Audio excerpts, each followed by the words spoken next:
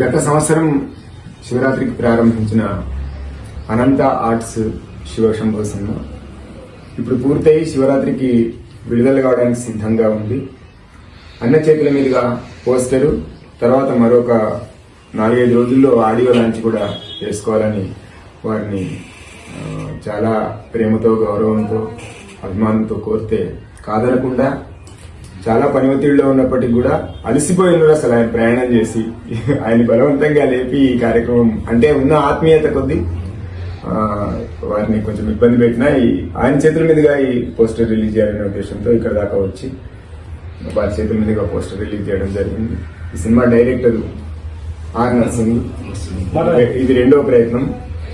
అట్లాగే నేను ఈ సినిమాకు మాటలు, పాటలు, సంగీతం కూడా కూర్చోడం జరిగింది. కాబట్టి ఆడియోకు అయితే తప్పకుండా వస్తారన్న. ఇప్పుడు ఈ పోస్టర్ రిలీజ్ చేసిన సందర్భంలో అని ఒక 2 మాటలు. మంచి సత్కవి ఇంద్రుడు, నాకు ఆత్మీయులు, అనేక ఆయన కావ్యాలతోని తెలుగు సాహిత్యంలో అనేక ప్రక్రియలతో కథ, వచన, విమర్శ, పద్యం ప్రక్రియలతో తెలుగు సాహిత్యంలో తనదైన విశిష్టమైన ముద్ర వేస్తున్నారు. మంచి మనసున్న నా ఎడల వాత్సల్యము, అభిమానం గల దూరవేటి అన్నగారు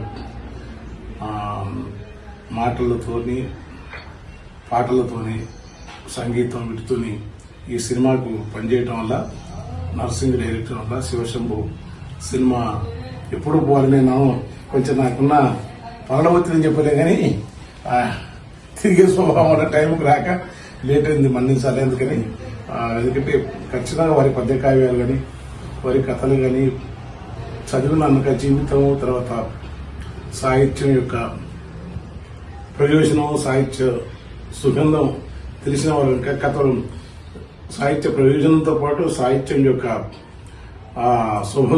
ఆ జీవశక్తి అవుతుందో కథ ఈ సినిమా సంగీతంలోనే, మాటలు, కథలో ఉంటే తలుపుకుంటాడు.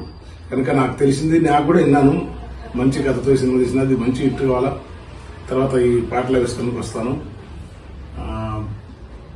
ఈ టీం బృందానికి ఈ సినిమా మంచి కావాలని కోరుకుంటూ, ఈ విసుగుతల ముంటి మేళ పొసరిసిన పిల్లకుంటే తాళం ఉన్న ఈ కాలంలో ఇదొక మనసులను ఆహ్లాదపరచడంతో ఈ సినిమా వల్ల అందరినీ, కావ్యం రసాత్మకమైన ఉంటేనే కావ్యమైన, నాటకమైన ఉంటుంది.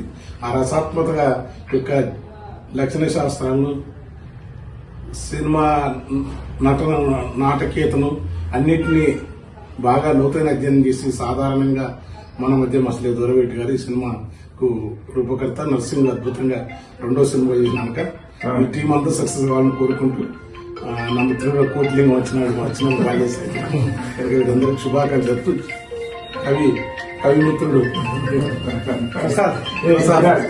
శివరాజు మంచి కవిత్వంతో ఇది అలా ఈరోజు నడిచింది. శుభాకాంక్షలు టీంకి అందరికీ.